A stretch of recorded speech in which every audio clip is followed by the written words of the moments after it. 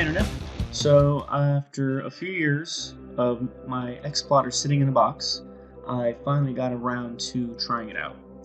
And it's an okay device, however the software is really lacking. And judging by the number of people who got them, as well as the challenges people have been having and the unresponsiveness of the company, I had to sit here and think, what was my next steps for this device? So I set out on a quest to find different software to run the XPlotter.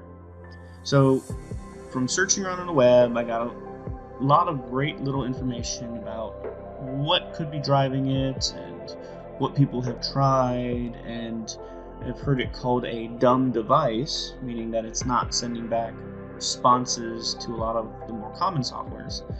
So I did find a piece of software and it works excellent, but it took me a few days of kind of just playing with the settings and getting it configured. So here's a few of my test prints, just trying to get it working, and I seem to have it dialed in now. So I'm going to actually switch over and tell you about Lightburn.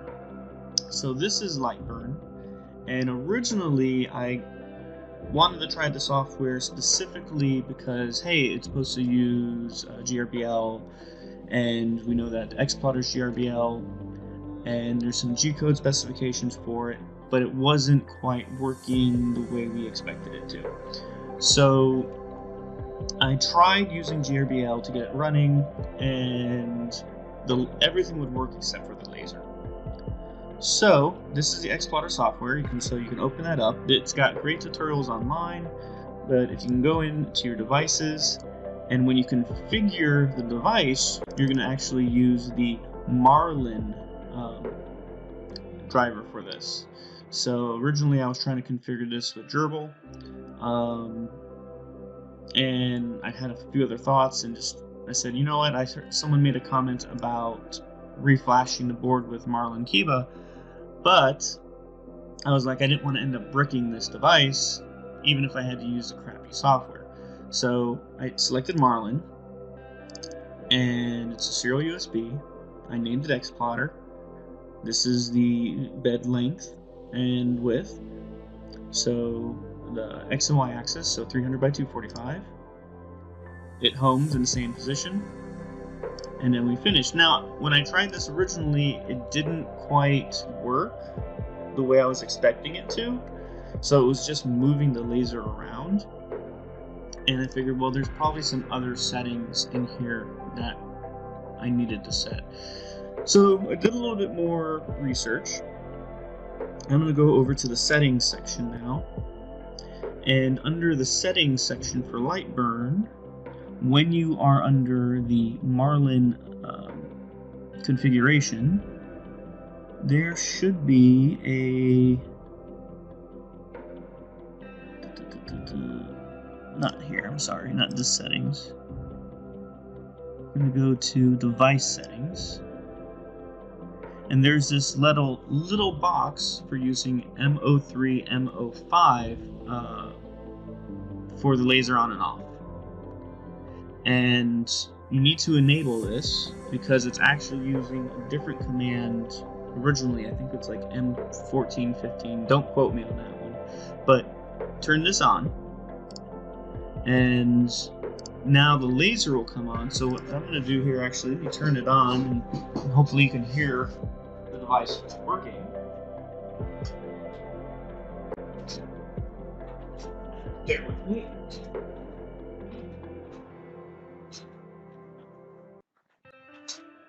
Right. And so I can come over here to my console, I can type M4, and my laser turns on for focusing, M5 to turn the laser off. So there is a G-code document out there on the XPlotter site.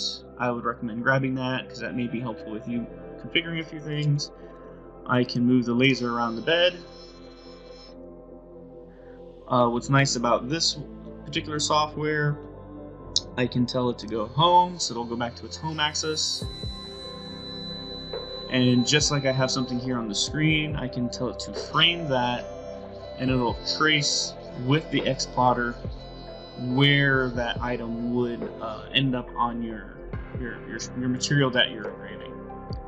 So, and just as an example, I've been playing with this a lot. I've cut out all kinds of different things, trying different laser speeds. Speaking of laser speeds, there is one change you will need to make, and we're going to actually just swap back over to the settings now for Lightburn, not the device settings. And you're going to change the units for grids. One is better for CO2, one is better for diode, and this is going to be millimeters a minute instead of millimeters a second. And the millimeters a minute are going to actually function a lot better. I did adjust my laser to not be on the lowest portion of the bracket, so you're going to want to readjust your bracket a little bit as well. And I'll probably do another video just to be a little bit more thorough. You can see, you know, for me, 1,000 millimeters a minute was really good for a nice engraving. It's got a nice depth. Here I was doing some test cuts, but it didn't quite come out the way I expected it. I did finally find a setting that worked for me, which was, you know, 100 millimeters a minute times 10 passes. I have done this at 8 passes, but you got to adjust your height of the laser, and that's with the 2.5 watt laser. I might try swapping out the laser on the XPlotter, which is one of my next steps, but you don't have to, depending on what you're engraving. It can engrave and cut just fine, so it's just a matter of getting the settings right. My belts were loose though, so there were some adjustments and fine-tuning. As you can see over here on the circle, I was getting some odd lines, and of course that's showing up in some of the cuts as well.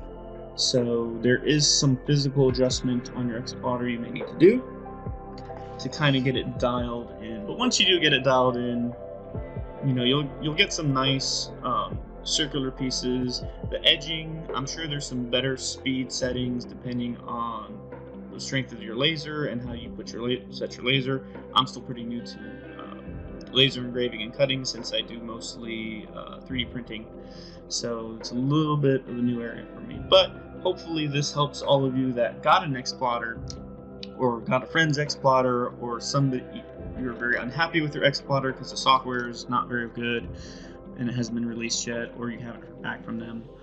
But if you happen to have one of these devices, I'm actually very happy with it now. It's a clean unit, and having the Lightburn software actually does work very well for me. So you can download the trial, so you get a 30-day trial, and then after that, I think it's about $40 for the standard software. And if you use some of those bigger, like K40 CO2 lasers that you can retrofit from the internet, like from eBay or from Amazon, it will also drive that as well. So, but this is a good entry level if you've got an XPlotter already. So have fun and happy engraving.